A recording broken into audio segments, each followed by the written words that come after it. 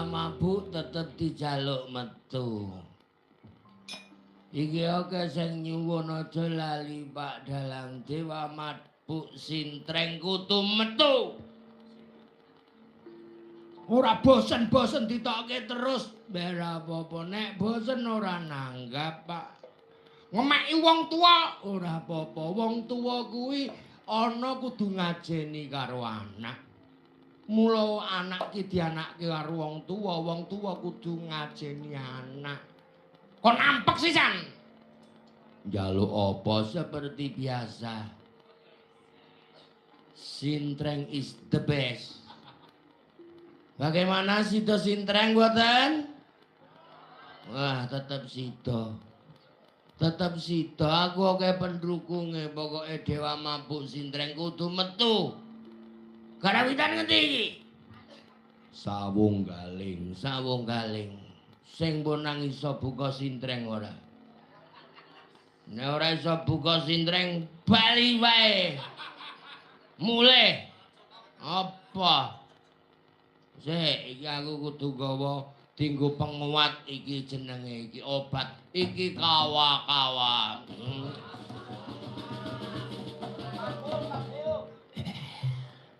Wirata gliyeng. Mabuk kuwi dilarang karo agama. Dipenging karo Pak Kiai. Wong Pak Kiai urung tau ngrasake mabuk. Dadi ora ngerti. Dosa tak wong ngene ora. Dosa ora ketok. Nek dosa ketok kene ting crentol kabeh kebak dosa. Heeh to sayangku. Kuwi ora nyayang nek iki jan raup nek iki. Nganti keproh kabeh. Ayo sintreng. Sindene sapa sing iso sintreng iki? Diar ora apik, ora masuk. Ora dian. Ah, ora apik. Mbak Gismi wis ora wis. Nah, iki sing mempur iki. Iki Mbak Ayu ki nek gempi. Mbak Ayu, liatin sini dong. Mbak Ayu. Wah, nganti ngenjas. Sik, iki nek ora tak tambahi meneh cap Rexona. Waduh. Iki wis blas tidak berisi sama sekali iki. Iki nanti Pak Nyoman iki ra tanggung jawab iki. Lunga mesti angger wis ngene iki. Ayo sintreng. Bukane saka tembung ora apik. Bukane saka kenong. Ah, ketoke ora meyakinkan. Yakin ora meyakinkan. Bocah cilik klular-klulur ngono kuwi mesti nek diandani ngeyel pol mesti. Ah, nek bonang urung masuk temung. Ayo temung. Temung sing lemu dhewe kuwi.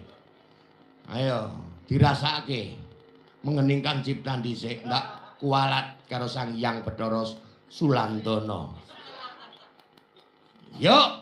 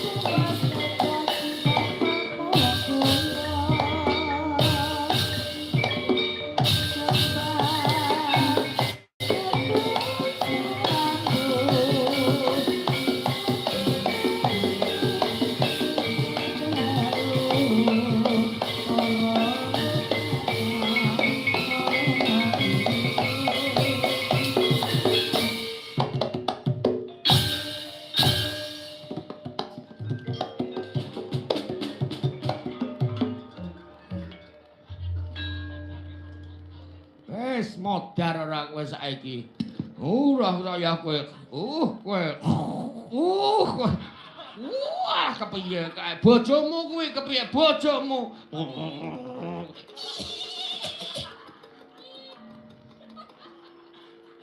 Kuwi ngono kuwi nek kesenengen dadi terus kejang. Pendem wae kono, pendem wae. Aku wis puas, Pak. Aku arep insaf saka dayane sintreng aku wis ora arep mabuk meneh. Ya bener ngono kuwi bener-bener. Sing bener ngono kuwi, Le. Wis ora arep mabuk meneh. Wis arep ngene. Ngene. Manembah nganggo galon. Gundulmu. Tak kira ki jebul mah nganggo. Wis bali kono. Ndedawa wektu ya aku dijaluki nek ora dijaluki ra metu nek aku ora metu bapak simbok karo limbuk ora metu nek nang kene penting dewa mabuk karo limbuk cangik crigis simbokmu cerewet tenan ya nek didondomi piye Aja kae mbokku. jak bali bojomu Ayo Mas bali Mas. Aku bali aku mbayangke kowe nek kaya Diar piye ya sayangku Ya ora apa-apa. Aku ndelok Diar. Ah ngene iki terus lampiasane nang kowe. Wah. Krowok ngantian. Ana disayang kok irunge kelong. Ngrambyang laras pelok ya. Cukup wektune. Diitungke aja nganti kedawan. Wadya bala saka negara Ngamarta. Wah, sajake arep nganu iki. Ana geger gedhen. Mundur sawetara yo. Ben ditata budale para wadya bala. Mundur sang manggala. Untang sangya prajurit.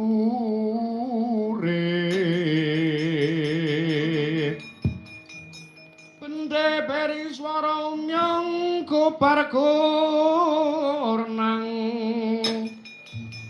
boksor tambur myang suling pepanden tuhu kalutak lir jolodiyan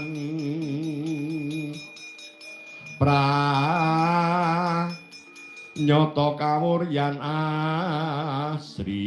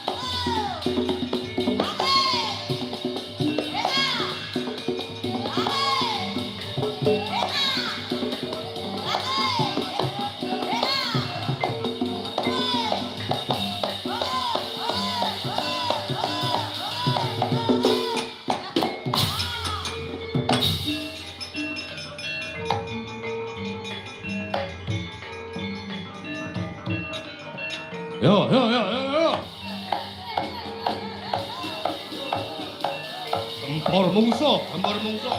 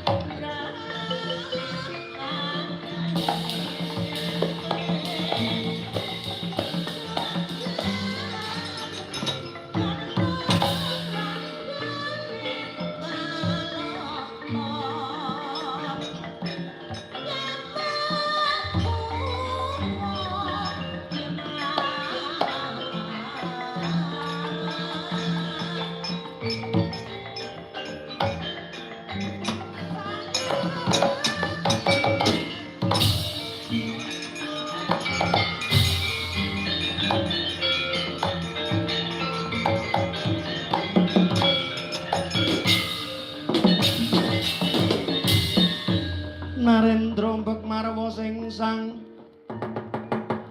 Makyat Kuruda katekabing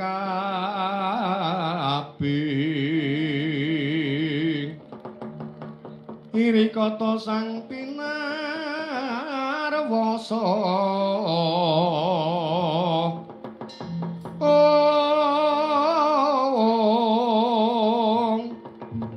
Trimasura mitambuh tekaping pamyat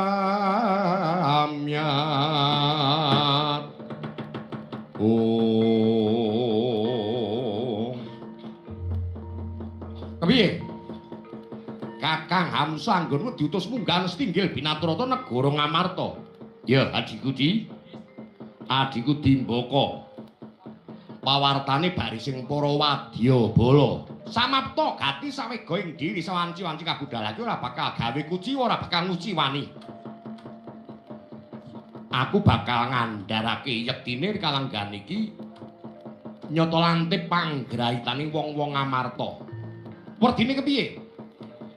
Bloko sutane ing semu aku bisa maca kelawan gelagat pasemone apa ing dadi kekarepanku.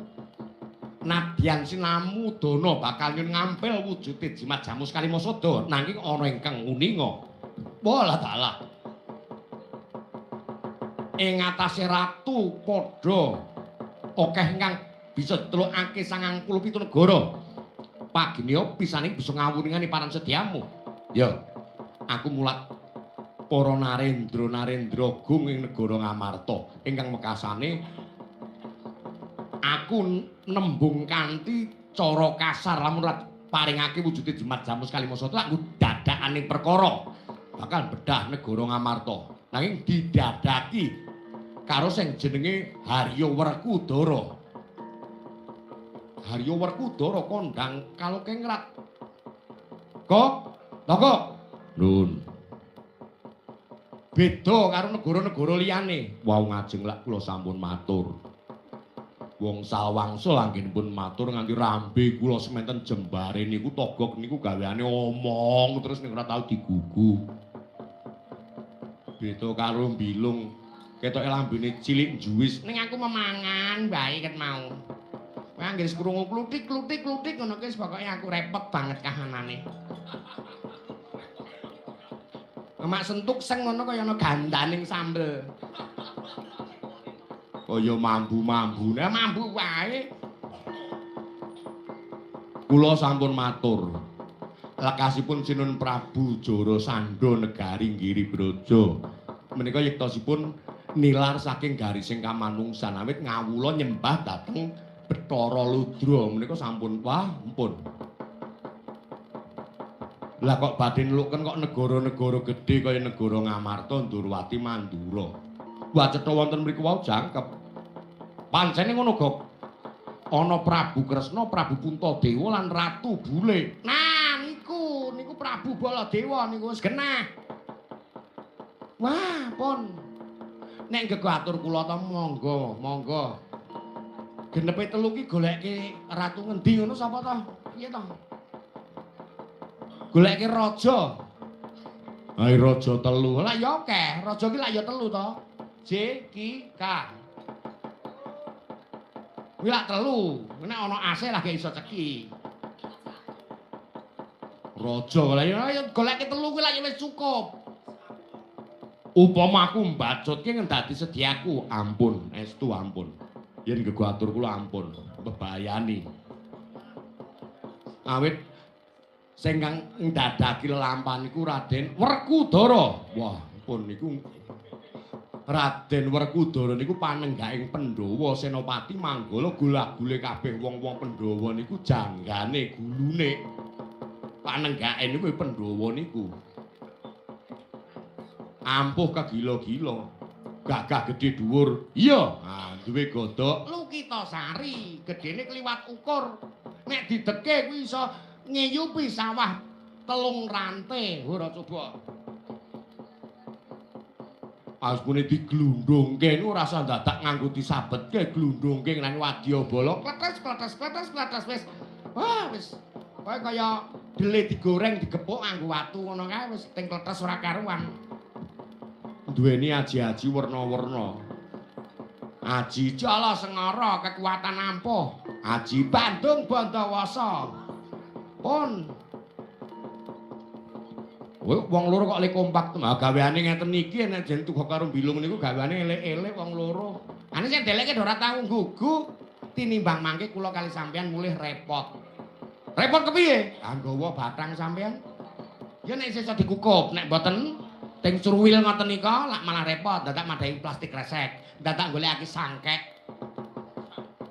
Sangkek ki apa? Tas cara kene iki jenenge sangkek. Bah. Wirang bebarang. Nadyan kepiye wis bacut klebu Sri Kalanggan iki umpama tak ibaratke wong nyabrang mau mentas wis teles, bacut ya tetep teles. Kyai, gimana? Iya Kakang. didadaki para wadyabala aja nganti ana kang keri. Gurnat Gurnanda suarane mriyem Kalantaka cetha lamun ta wis padha tumuju ning tapel wates negara Ngamarta kene. Para wadyabala. Nggih, sendika kula. Aja ning kang keri krit lampit brongkat kimpul gajah gelar singa barong. Dadi cucuk ngarep babatane kang rungkut padhang ana ingkang peteng. Ketemu sing jeneng Werkudara aja sapa-sapa aku kelawan adike yang bakal mat sendika ngestaken dawuh.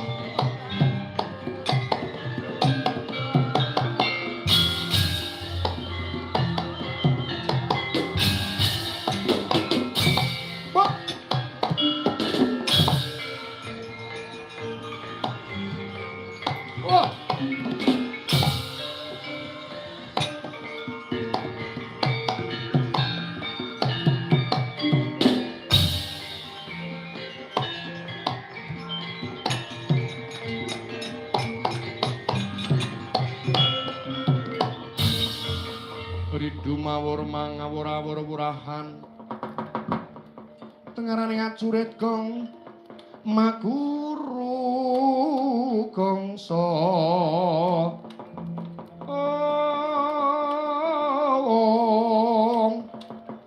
tetekaya butula war panggri ing turang gesti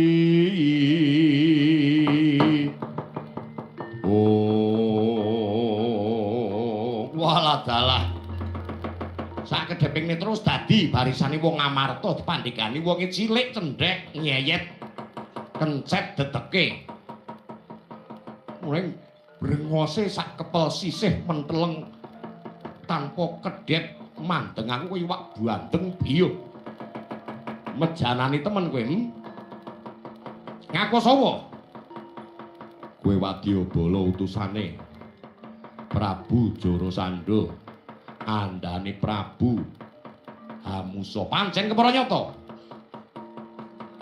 sadurunge ngaku balik ngaku sapa mumpung iso tak takoni mumpung kowe durung dadi batang parat padha terus arep mati awakku andeling perjurit tetungguling perjurit katumenggungan takon marang aku Kumbara Debya Sowe Setyaki. Sowo Setyaki. Sencaki. Wresni Wira. Wresni Darta sapa? Wresni Wira, Wresni Darta. Ngirit Wadyabala ora sandatang kokean bepangal. Kokean gunem tanpa guna. Ayo. Ngendi sing iso bubar barisane, ngendi sing kukut genderane. Ora gelem murungke sediamu gawe bosah basih Wadyabala. Wah, maju Setyaki. Kelakon dene aku. Tebak dadamu tak getih dadi patimu. Kene merganing patimu. Yo.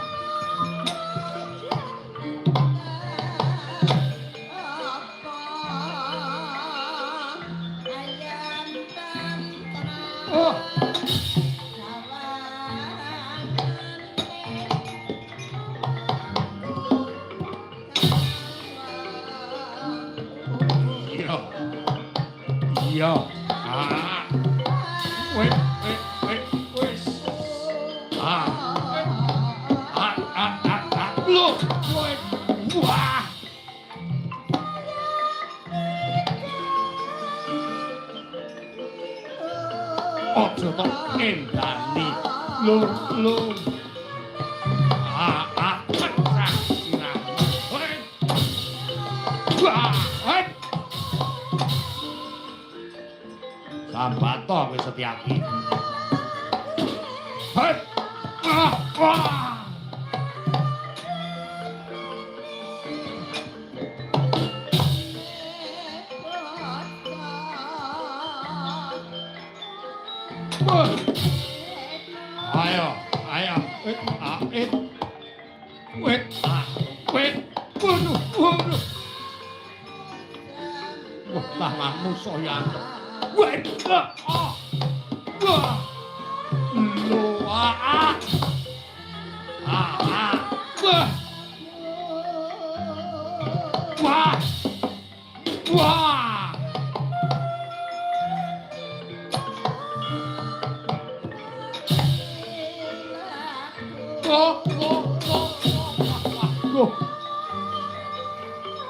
Wah, untung gabit pilihan.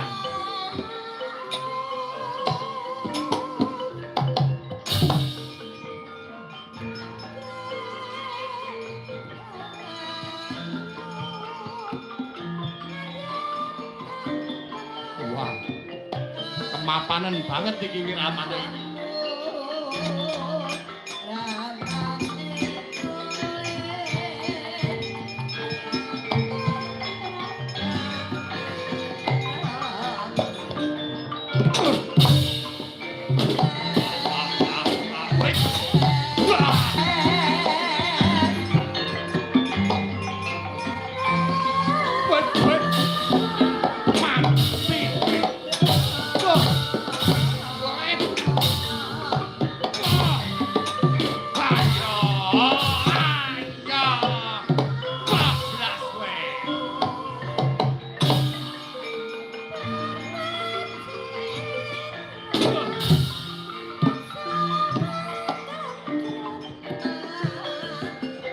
Ayo.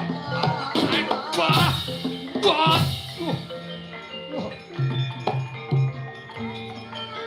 Pandangmu. Hai. Wah. Hai. Wah. Wah. Wah.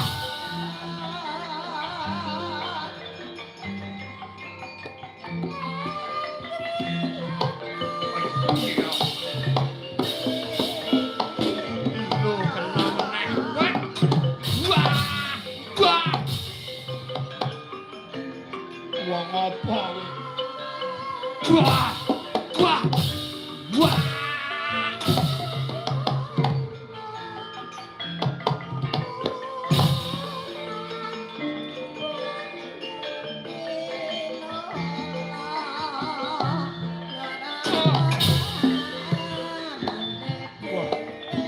Wedyan.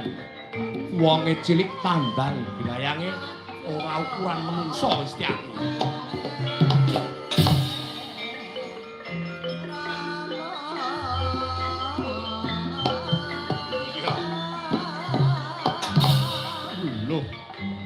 Mlepik metu genine. Iya. Iya. Lah, belum kena maneh. Oh, malah. Wet. Wah. Loh. Wah. Iya. Ah. Iya. Kepruk godo pecah sirahmu kowe. Ayo. Maju meneh.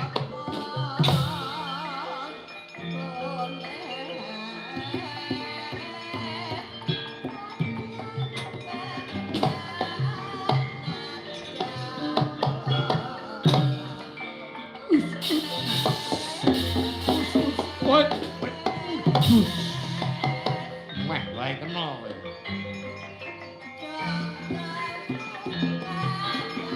Aja tok endani.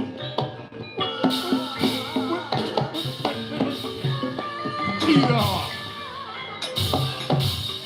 Woi, kok ae. Woi, ah. Woi.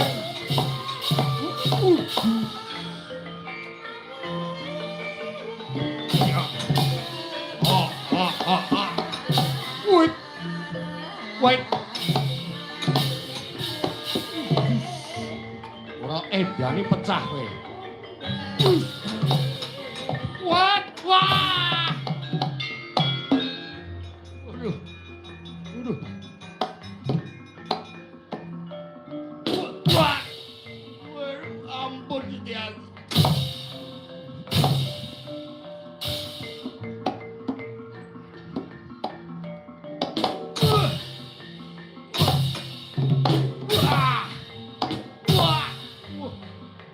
Mak klotrak untunge dese. Wah! Wah!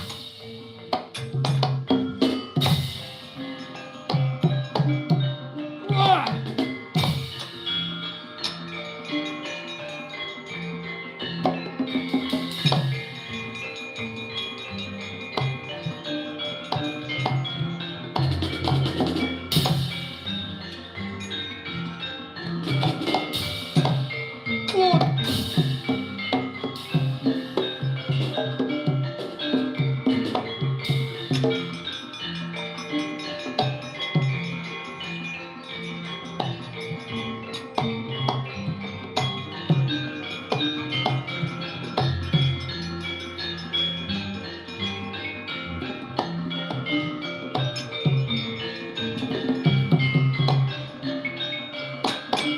Ayo, mundur.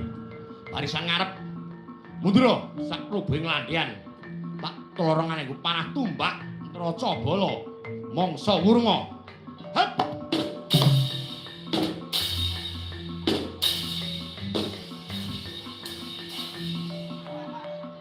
Ayo. Ah, iki rada pengkuh. Wis jejamu. Maju.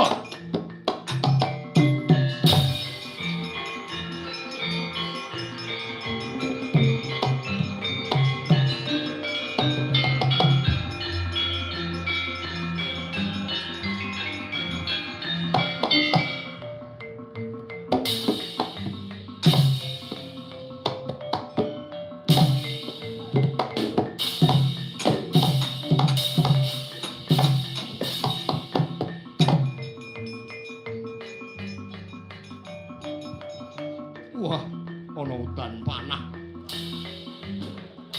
Nek ora kek maju, selesai.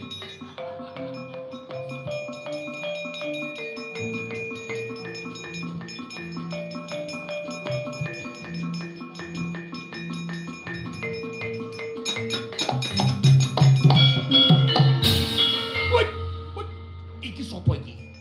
Iseyane kok dolanan tumbak mucuke panah sak pirang-pirang iki. Iki sapa iki?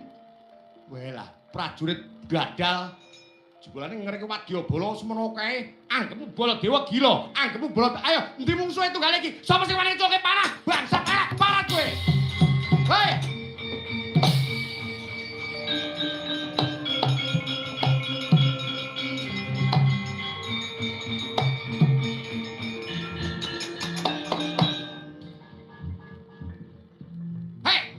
Kula nggih kula Den Mas. Kowe sing culuk panah. Kula diken namung diken. Yen pancen kowe aku culuk panah karo kepiye? Nggih. Prayogane suwuk mawon riyen. Tandung, geng. Mesake. Nek kesuwen sing ngeno nganti ntruduk mangke demam tinggi. Terus ntruduk demam tinggi, terus kejang, kaku, terus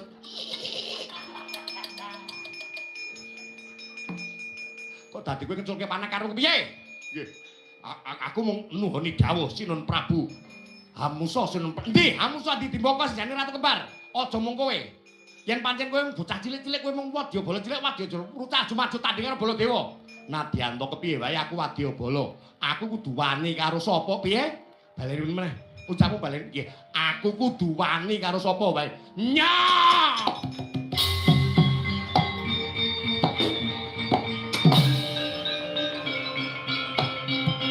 Ndi sing jenenge Hamusa Dimbaka? Wah!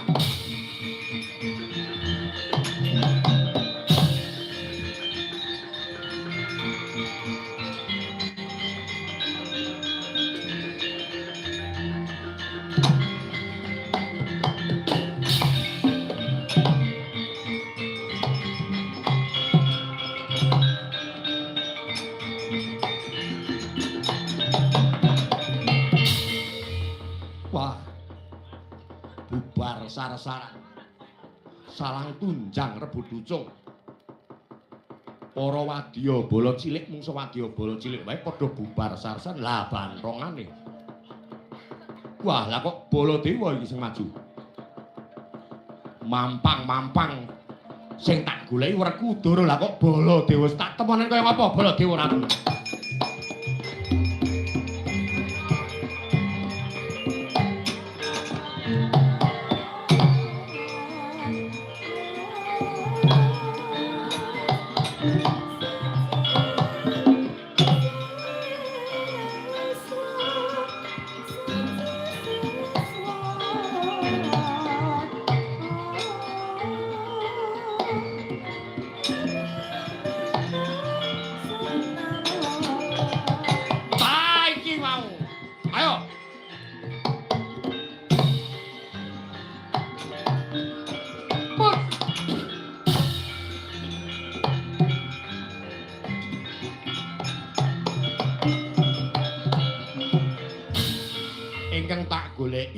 Dudu Prabu Baladewa nanging Raden Werkudara.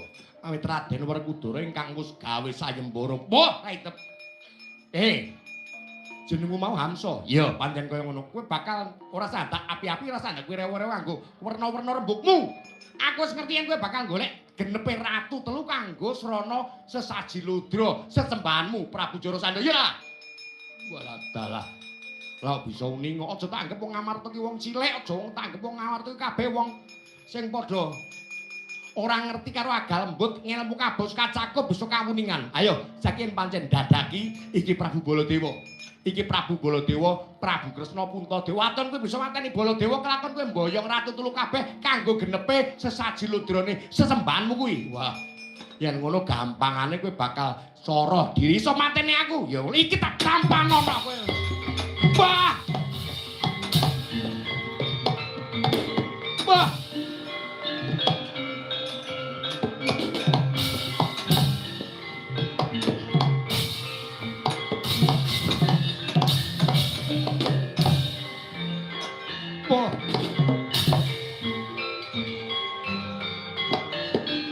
Siung pangapit.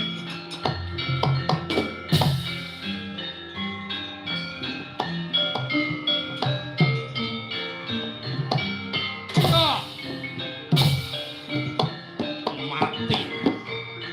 What? 12.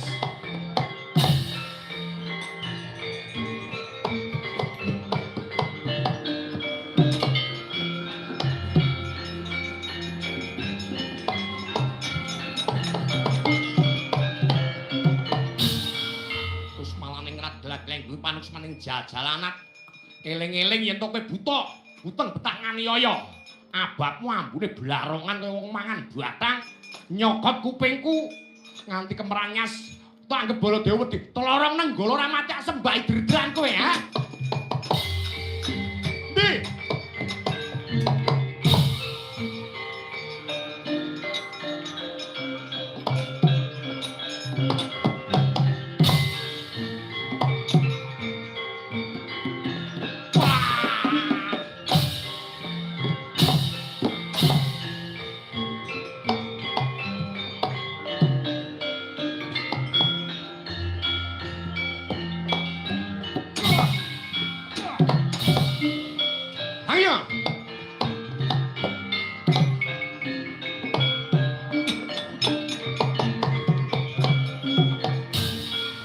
Ndi Babah depani lemah nenggih Prabu Hamsa Sirna Margalayu mbrodol waduke metu susih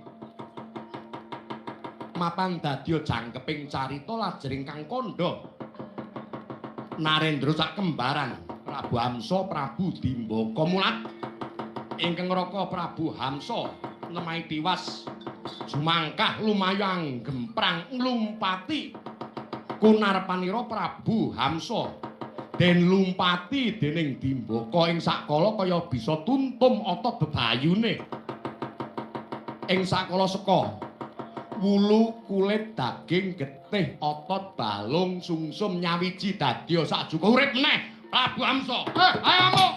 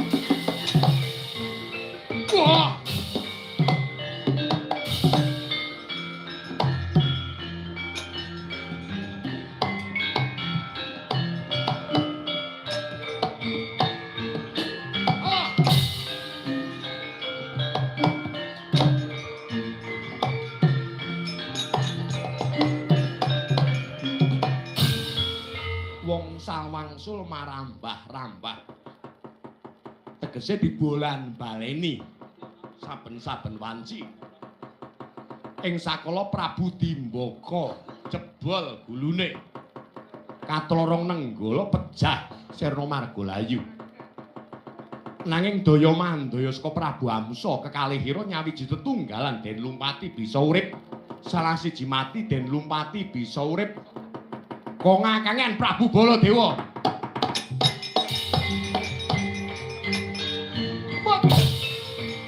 ayo amuk ayo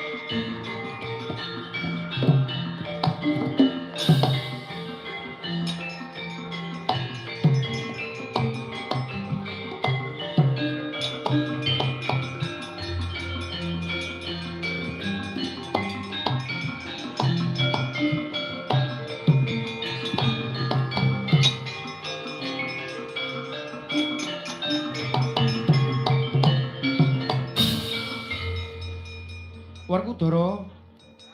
Werkudara. Apa? Seneng delok wong perang karo delok wong nabuh meh ngancing sekere. Iki mula-mula ki oli aja sok tap-tapan. Coba sawangen. Koko Prabu Baladewa nganti kongakangian. Tak kandhani to saben wanci wis tak atur priksa lamun to sipat raja kembar kuwi ning endi papan mesti duwe nyawa siji. Nyawa siji dienggo wong loro, sijine mati dilumpati urip meneh. Sijine mati dilumpati urip meneh.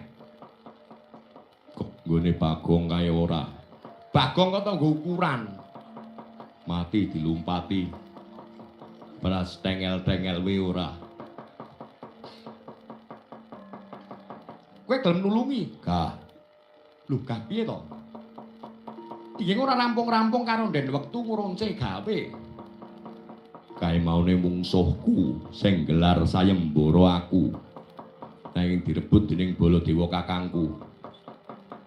Merga ngawuningani panjenengane bakal dienggo tumbal, dienggo wadal genepe ratu 100. Mula banjur nesu. Monggo nek nesu sak nggon-nggon tanpa nganggo ndelok papan. Lyung, kakangmu ya ngono kae. Ning iki ora rampung-rampung coba to sawang. Ya nadyan to bisa. Ning sok kapan nek ngono kae terus mati dilumpati urip meneh, mati dilumpati urip meneh. Ayo, get tumandang karya. Yen aku diseneni piye? Adaan Baladewa kakangku kae mesti getap seneng duka. Apa sing ora dadi karepe dilangkai karepane mesti dadi lanesune. Engko aku sing tanggung jawab. Watonku bisa mateni sak karone. Nyawa siji nek matine bareng lak ya ora ana sing nglumpati to. Ning ana dukane aku engko ya.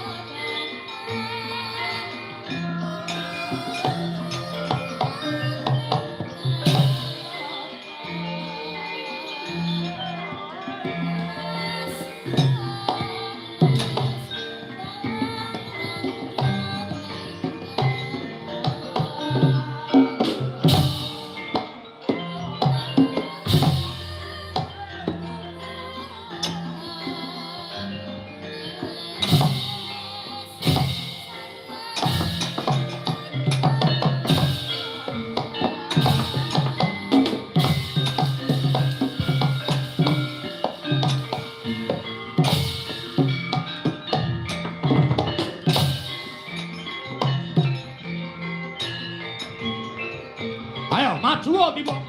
Maju Hamsa.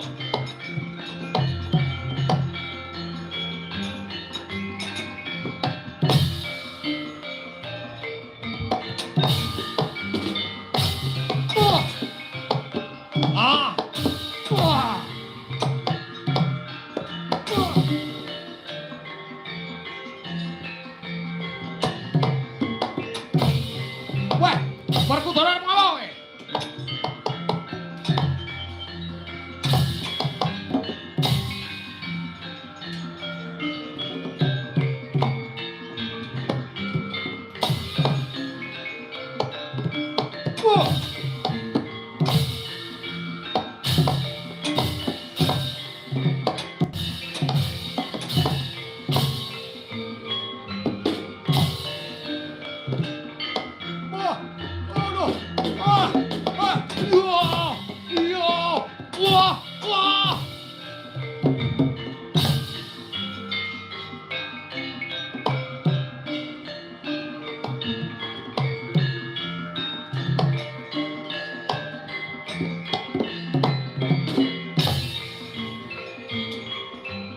Walah dalah Kakang Hamsa. Wah.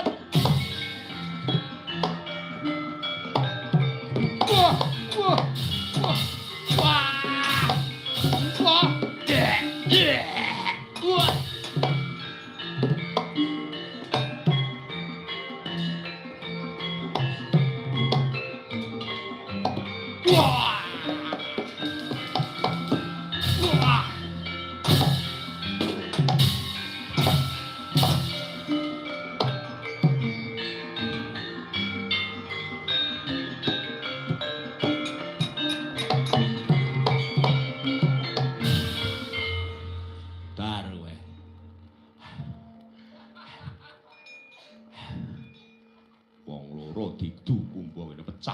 tasih dadi banyu. Blabar mung kari getih. Kok ngono sumbarmu pecak acia-acia. Werkudara kowe nglancangi aku Werkudara. Aku ora trima.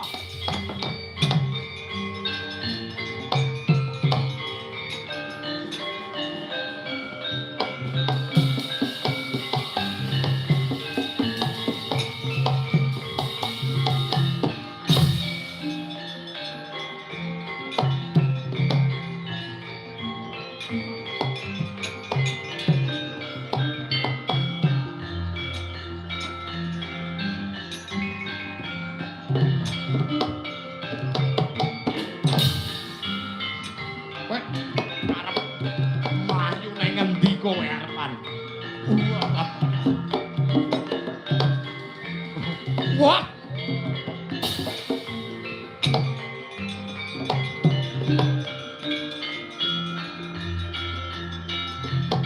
Mandek.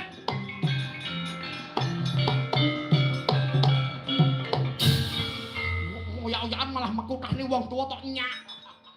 Kurang ajar kowe. Werkudara. Werkudara kowe iki omongo, kowe iki omongo. Ora ngopo-ngopo. Ora ngopo-ngopo piye kowe padha nglangkai tenggak. Kowe nyampar talingan. Kowe ngilani dadane Kakangmu Prabu Baladewa, ngilani kuwanene Prabu Baladewa iki waneng Pitaka Krasana, Balarama. Lah kok kowe kok nglangkai duwe aku ora iso mateni ratu sak kembaran kae mau njur kowe ngemingke kelawan kasetenku ya. Wangsulana. Mbuh. Kok mung muni mbuh? Aku ana sing. Sapa sing akon kowe? Aku tak weruh. Ya. Murga.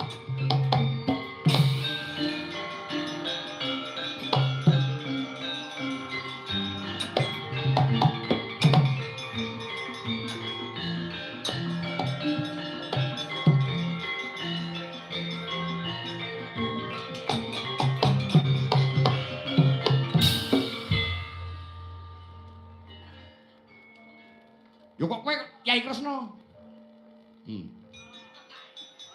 Karepmu apa?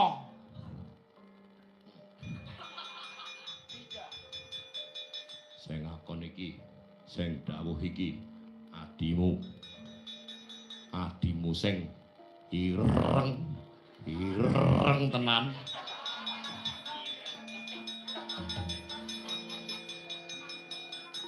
Ngece kowe ya. Wis ngalih. Wis do glunto Kakang Adi kono. Weh. Kok dadi kowe ngilani dadaku iki piye ya Kresna? Menawi Koko Prabu mboten mekaten menika ing sak mangke Koko Prabu menika lir tanpa sagenting tanpa rampung mboten wonten rampungipun. Nanging aku bisa mateni Prabu Amsa kelawan Dimbaka. Nggih. Nadyan to saged ing menika mangke kedangon. Menika sampun jam pinten ora? Nah, to ming mergo Hamsa Dimbaka to. Ora trima. Nek kersanipun mboten trima kajengan pundi. Kowe padha karo nglangkai kati manggane Kakang Mukar wani karo aku. Ya mantun nggih mbok nggih wantun monggo. Saiki ganti lakone. Kresna karo Baladewa ayo. Yen pancen kono, mbok ayo. Kae ngopo kae? Monggo. Koko Prabune duka mboten saged dipundhakaken sinten kemawon. Aku duwe nenggala, kula gadah senjata cakra. Tak jojo nenggala tuwing pati. Panjenengan kula tamani senjata cakra tuwing pejah. Upami kula pejah langkung rumiyin kula nggadahi wujude kembang Wijaya Kusuma mangke kula ngkulaken diri kula pribadi kula saged gesang. Lah kok Prabu kula jojo wujude senjata cakra jemput gesang saking pundi? Gadah kembang? Nggih le. Nggonmu. Lagi mungsuhan kok. Ora sudi. Ting-ting bating.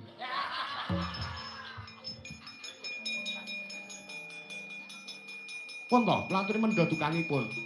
Koko Prabu menika menawi mboten kados mengkatan menika ya aku aku ki ngerti.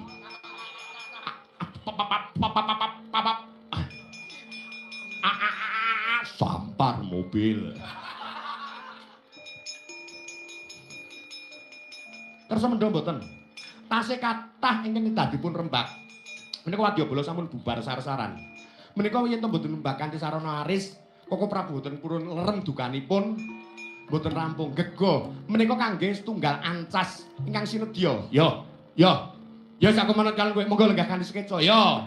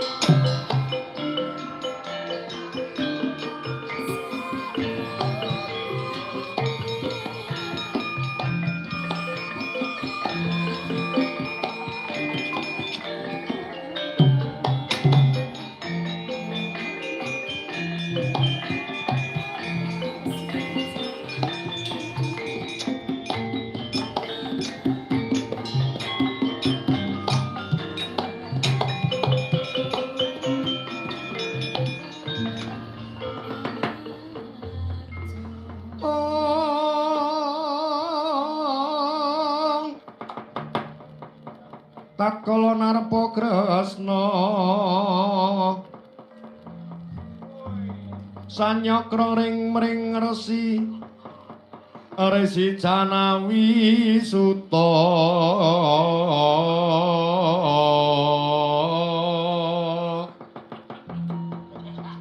kekalih minggahing rata Dedrakne keng Sarutama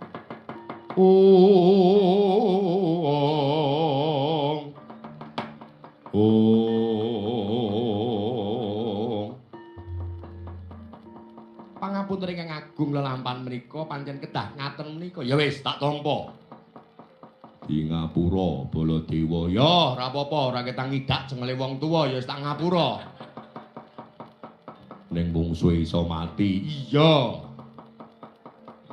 rikala nggan menika kok Prabu kula tasih badhe lampah nglajengaken laju wujudipun bebana ingkang pungkasan kagem syarat-syaranipun Sajaraja Saya kok Prabu Mrasta Angkara Murka ingkang kasandhang kasalira dening Jara Sandha inggih nek dikeparengake rikala menika malah bakal tut ing wuri bakal ampun kok Prabu ampun Koko Prabu malah kula aturi lenggah jenak sekeca wonten ing negari Ngamarta nyepuhi dhateng sedaya para kadang-kadang dika.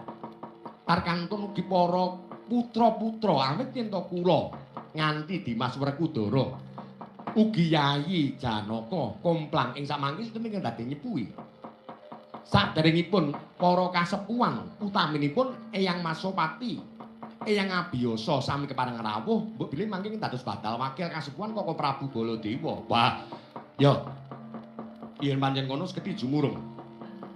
Mung wae panyuwunku panjalukku Yayi Kresna kudu ngati-ati, banget anggone ngati-ati awit bakal ngliwati wujudipun dalan ingkang rumpil wingit kebekan dening Angkara Murka. Nggih, namung Koko Prabu keman ingkang kula suwun berkah pangestunipun ayo Janaka Werkudara pamit kelawan kadang mutua bebarengan sadurunge padha lumadi ing karya tansah kelingan kelawan Kakang Semar Badrana lan putra-putrane inggih Koko Prabu ya jelidang kakangku kepareng kula nyuwun pamit Koko Prabu aku njaluk pamit Baladewa Kakang ya pepujiku mung tansah pinarengan karaharjan kabeh para kadang-kadangku Pandhawa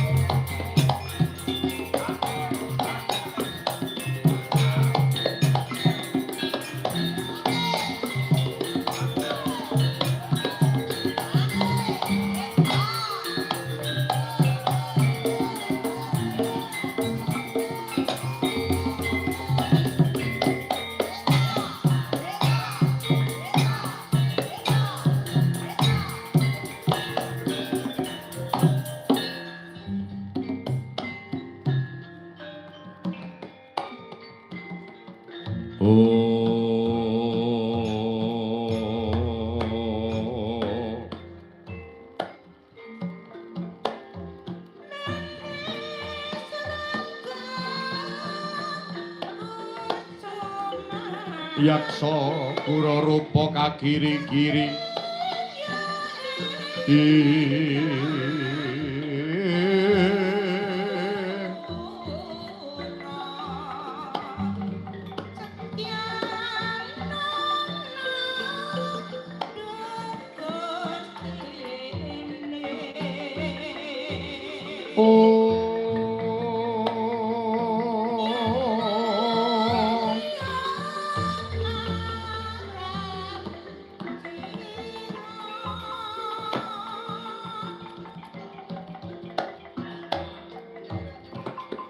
ateking negari Giri Brojo.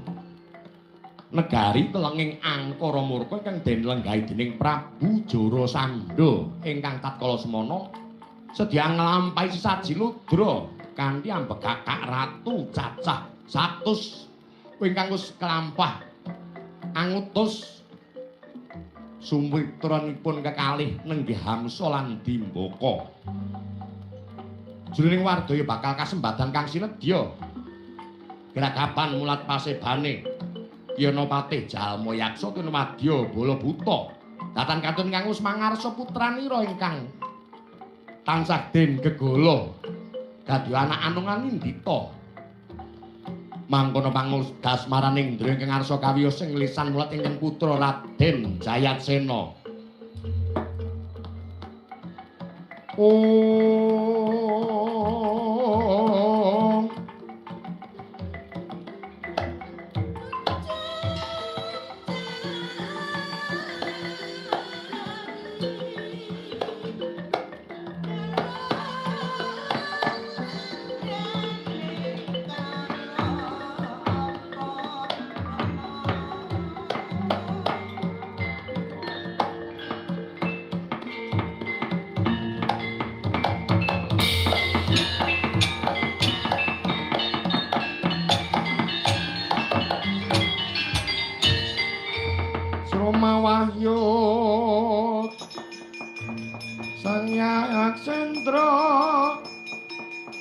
ora rupa mangasas kadi angin pangsempaka prapal selo kablesat satu lumayu mangungsi kakiat kagoto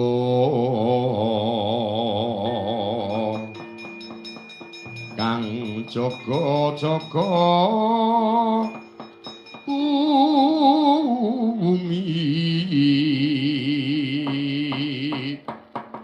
lah talah terus maning glaglang kuwi manut maning jajalanat gujleng iblis laknat lakune padha gegojekan weh pate Jalma yaksa paring dawuh para wadya bala setunggal kewala mboten wonten ing sami mrengkang dawuh jengandika Kanjeng Dewaji bekti kula katur ngaresanipun jenengan Prabu Jarasandha tak tampa pangestu tampanana dik lho niki kapundi ndadosaken jejimat bocah katumenggungan prayogakna ingestaken dawuh Kanjeng Dewaji anakku lanang anak anu ngandita tak golo-golo kowe dadi anak lanang ingkang mursid ingkang bisa mikul dhuwur mendem jero kelawan kanin wong tuwa Jayacena maju ke para ngarsa nggih Kanjeng Rama Dewaji estu saklangkung gurawan panempenipun ingkang putra nampi sabda dawuh timbalanipun Kanjeng Dewaji bekti kula katur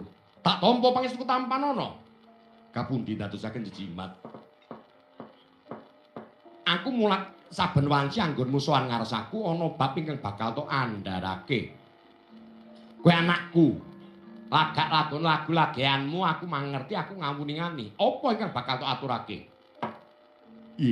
yektosipun menawi ingkang putra matur menapa mboten dados dukanipun Kanjeng Rama waton kabeh ora nyangklak sandure tenggak ora nyampar talingan nglangkai mestakanipun Rama ora bakal pun Rama duka kelawan kowe Kanjeng Rama sawetawis kula ngraosaken ngantos diwasa kula yuswa semanten sesembahan kula Kanjeng Rama inggih namung Kanjeng Rama Prabu Jarasandha iya pancen kudu kaya mangkono ku panggersahipun para kawula panggersulanipun para kawula ing ngiri braja mriki igawit lekasipun Kanjeng Rama ing sakmangke badhe ngawontenaken sajiludra Kanjeng Rama miturut para brahmana agung brahmana suci pendhita wiku sewa sugata ugi para alim ulama nedahaken bilih lelampahanipun Kanjeng Rama menika mrengkang saking pranataning kamanungsan nebih saking garis sing bebener malah kepara saged dipun ustani wengis ical tabeting kamanungsan Kanjeng Rama menawi wonten panjenengan ingkang putra mbok inggih kepareng rikalenggan menika kacandheta semanten kewu lampun ngantos kalajeng-lajeng anggenipun Kanjeng Rama badhe ngadani sajiludra kanthi ambekakak ratu cacah 100 dipun panggal wonten tengahing alun-alun Kanjeng Rama yen sampun kelampah kados mekaten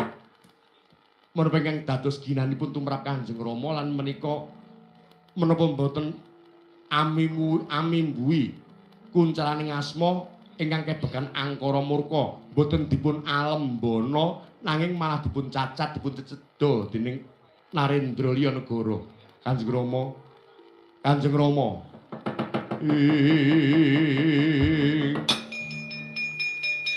Jaja muntat lirik kinetap araning duka nyayah sinipi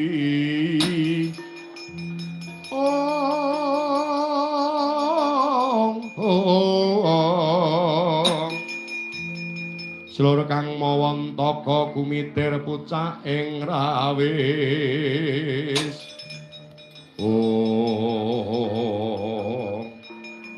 bangsa telek kowe Jayacena cilik tak liting gedhe tak gedheke tak gegolo dadi anak lanang sing bisa mikul dhuwur mendem jero karo wong tuwa tekaning dotoke mulang mejang kaya guru mejang murite. Yasena, rungono. Aja meneh kowe wujude anakku nadyan to dewa tumurun saka ing kahyangan menging apa ing dadi karepane Jara Sandha ora bakal tak peli. Lah kok kowe? Lah kok kowe? Ibumu wae ora wani menging kok kowe ming derajat saka banyuku kok wani menging karo wong tuamu iki kan piye? Sangen aku, Jasena. Yen nganti tok bajutke wurung tanurung pun Rama ora bakal mung duka kelawan kowe. Nanging pun Rama tegel. Nyutat misah talining gegetih, talining seduluran, talining kekadangan antarane Jara Sandha lan Jasena. Wangsulana, Kanjeng Rama, mboten saged matur menapa-menapa. Manut kelawan pun Rama apa bakal nentang karepanipun Rama? Nggih. Mboten saged matur. Mboten saged matur. Yen kowe ora bisa kandha tegese kowe tetep bakal maneni kelawan apa ing dadel kas Kanjeng Rama kowe bakal wani kelawan aku ingkang tegese bakal nyampat talinganku midak sirahku. Balena meneh manut karo pun Rama ora? Mboten saged nglampahi aja ngidak jerambah negara Giribraja. Aja ngidak tlatah sabet sabon Giribraja. Aku ruwu dak cuthak kaya uwoh tak gusah kaya menjangan. Minggat ngales kok kene. Piye Kanjeng Rama? Minggat. Wah.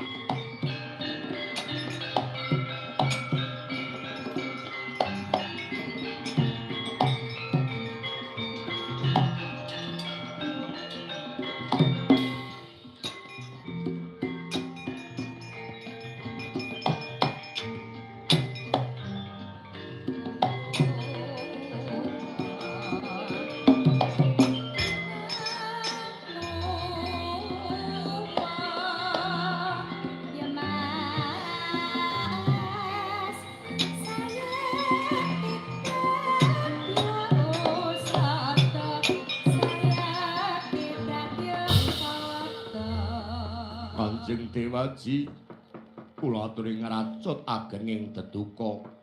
Wah, patih. Semene gedhene lakon pacobanku anggonku bakal ngluhurake asmane sesembahanku Sinun Prabu Sang Hyang Ludra. Sinuwun Bathara Ludra.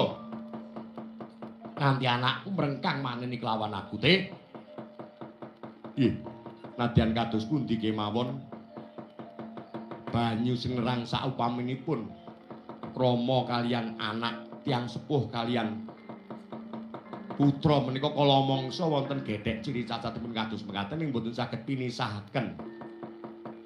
Ya wis ngrambu pawarta saka Jara saka utusanku sakarone ingkang wis padha budal. Utusane Jara Sandha ingkang nelukake ratu-ratu Hamsa sartane Dimbaka. Aku ngerti kanan iki ora bakal saya tentrem nanging bakal saya wingit mergo akeh ratu-ratu ngomong padha ora trima karo kanan iki.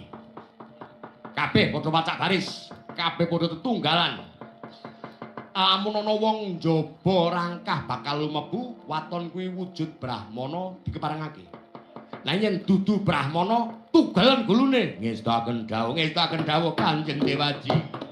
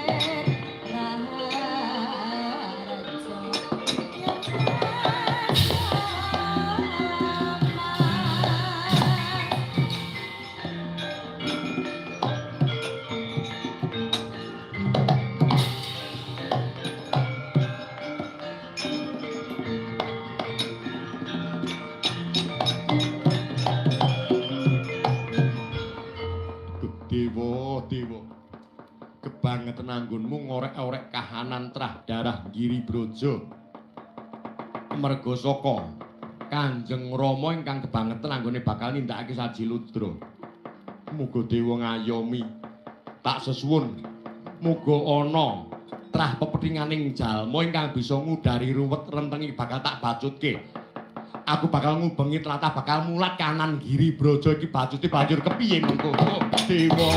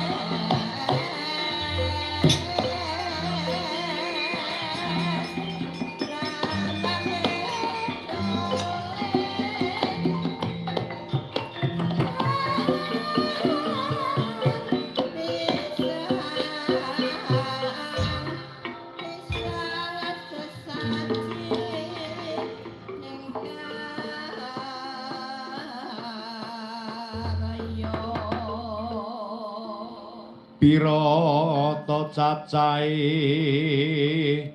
lintang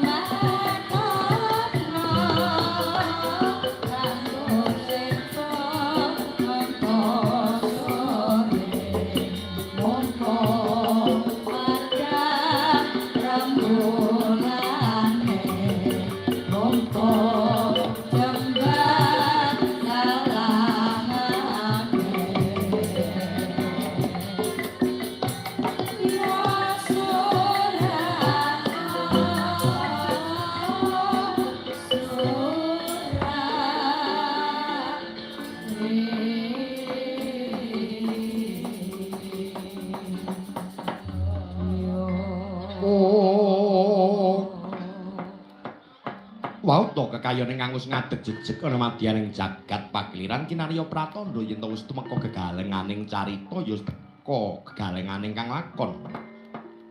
Dupi tata sing kamantian diwasane Kang Sang Hyang Arka nengna kang kinocap lamun toga ingkang anyebat kalanturing panyandra wis prapta gegalenganing carita ya wis teka wahyaning mangsa kala wancine Goro.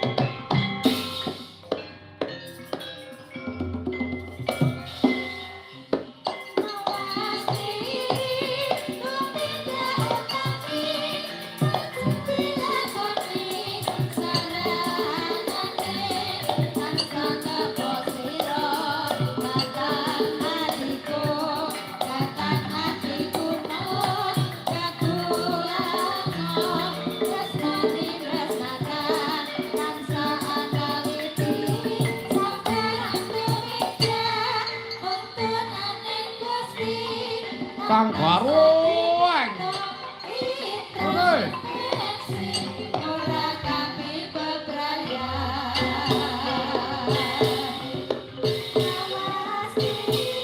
Linggo. Ya.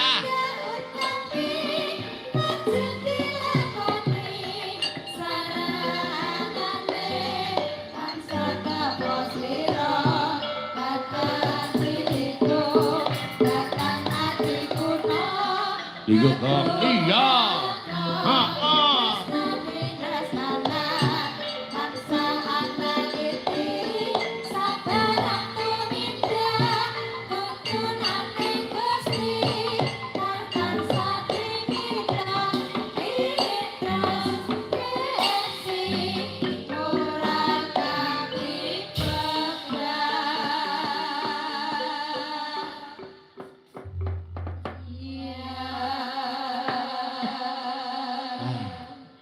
Nguri-uri tinggalane leluhur. Apa ta? Playon mawas diri.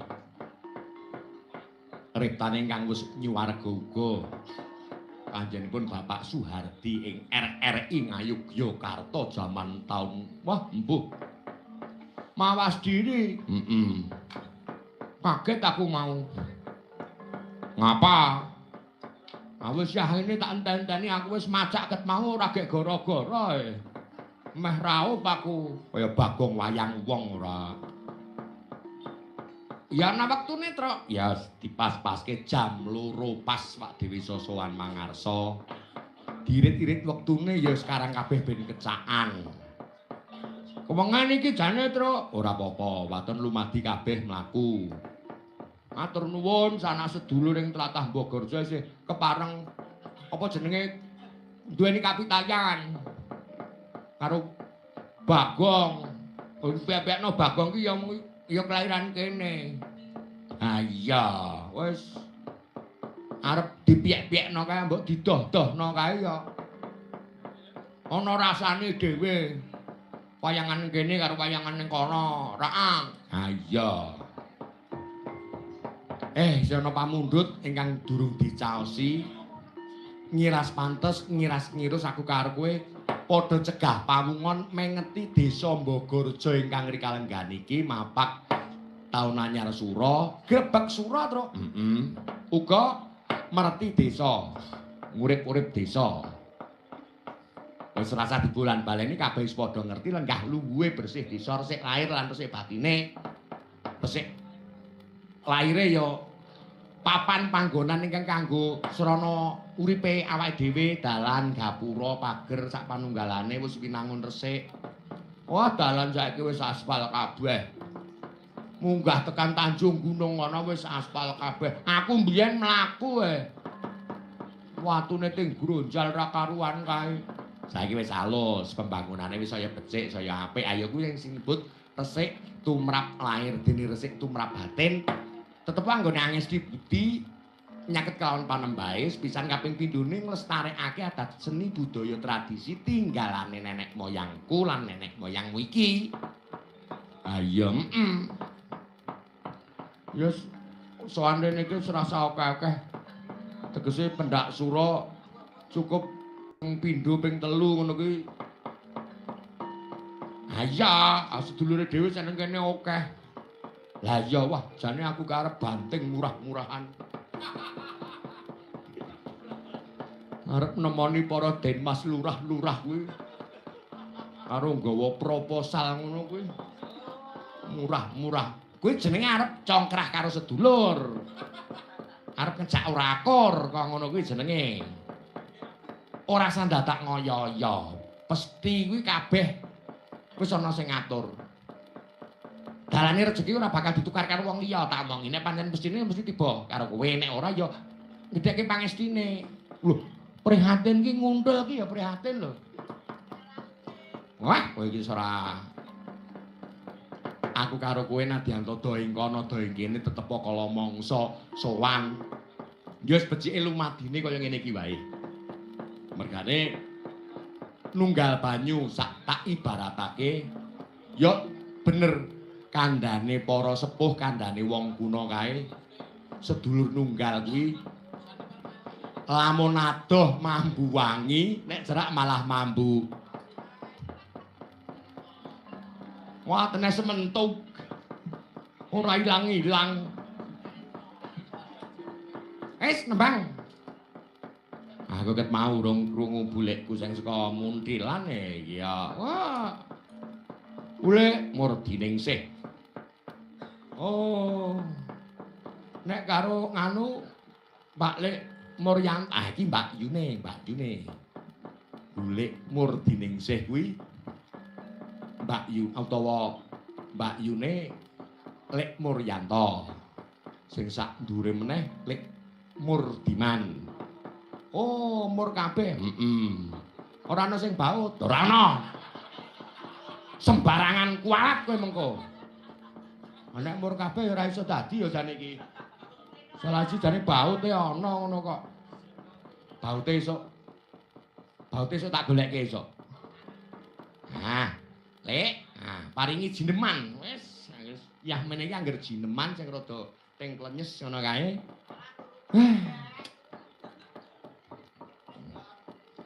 Malah turu kabeh jarene. Mergane kuwaregen soalé.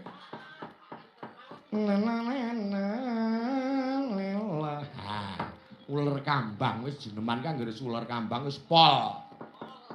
Wis pokoke jos. Wingi bareng sabis? Ora, wingi bareng sabis karo adine wingi. Enggak boleh.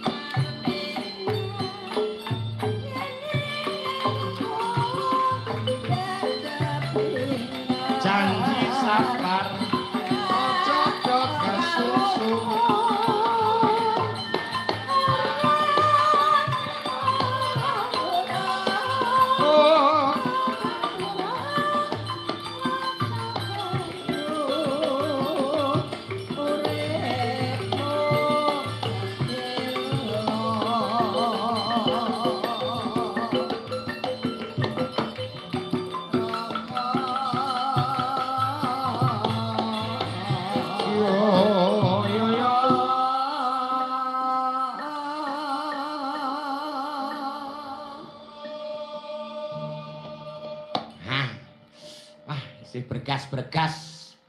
Wah, bergas. Wis wancine bergas kok iki delok entas kabru ngono rampung kok. Nek ana ora ngendoni ngono kuwi to. Kowe iki senengane ora oleh mempeng ra ilok-ilok terus marai ngendelong. Wes tenang wae nek ning kene iki pokoke beres. Beris. Enggak boleh.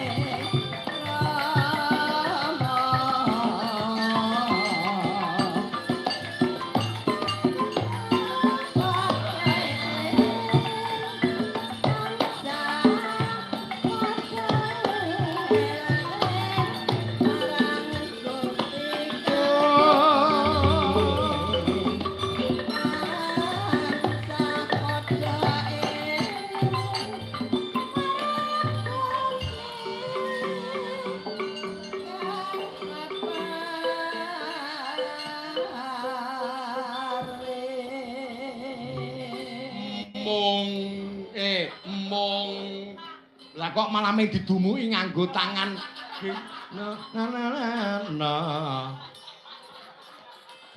kok ora ana sing bener ya kenonge ora laras kabeh kok tekaning padha kok ora sida penake iki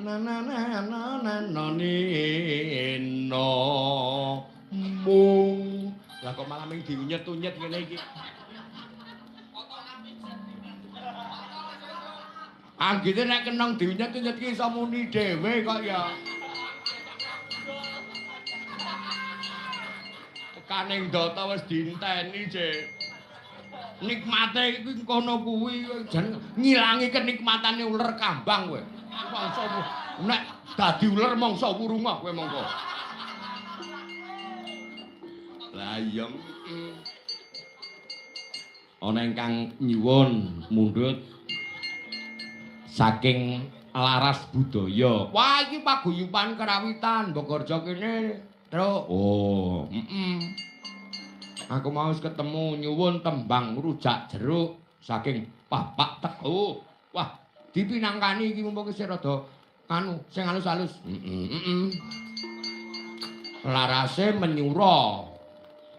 Linuleng long neng neng nong nong nong. Ya.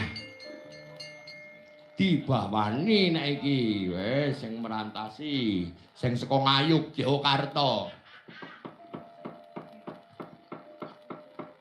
Nganggo sing bawa nganu wae, tunggal wae, ora sing saut-sautan. Neno. Nah, duduk bimbang utuh. Kok berdiri kuwi irim-irim laras wangi. Ben ngrungokake anteping suaramu. Ah iya, Sing bareng-bareng nyambut gawe ning Yoja. Tunggalku ya iki. Kok sinden sing iso tekan loro jangga iki mula digaweke angger kur iki nganggo loro jangga. Yo Mas. Ayo nak, Dian.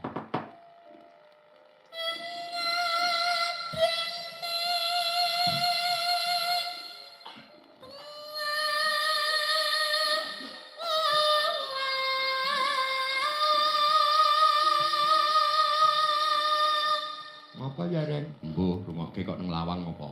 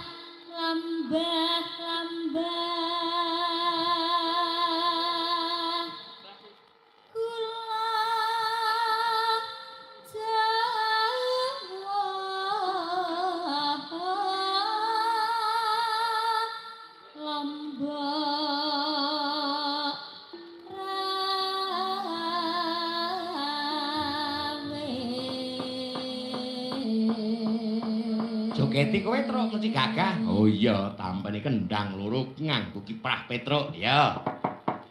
Nora suwe bapak Tangdah tak tak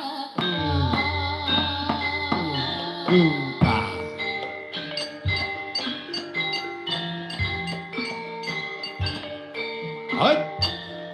Hai. Ya. Oh.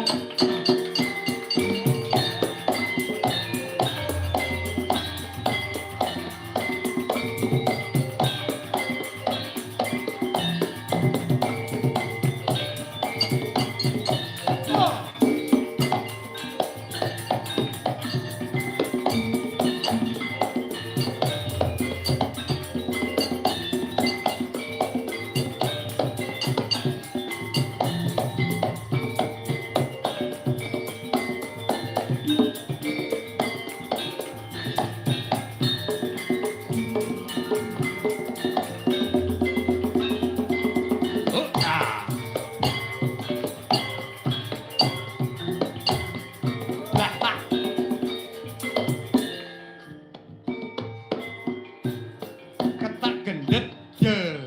Tak kuntak-kuntak. De. Yes.